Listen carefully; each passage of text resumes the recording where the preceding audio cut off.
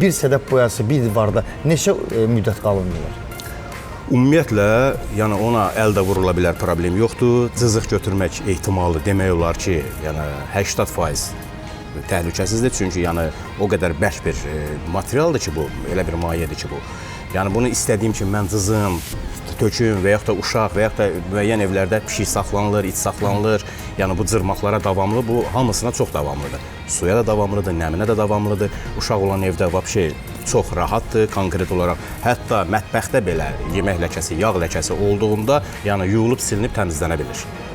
Yəni konkret olaraq yəni bu cırıldı, töküldü, ola bilər. Yəni güclü bir şəkildə hansısa bir udar zərbə olar. Zərbə olar, otaqdan otağa mebel keçirdərsiniz. Onu da bir vurğuladığım kimi aradan qaldırmaq olur. Ondan ötürü bütün evi təmirə verməyə ehtiyac yoxdur. Həmin zədələnən divarda zədələnən hissəni həmin materialın özü ilə də yəni abrabotka olunur.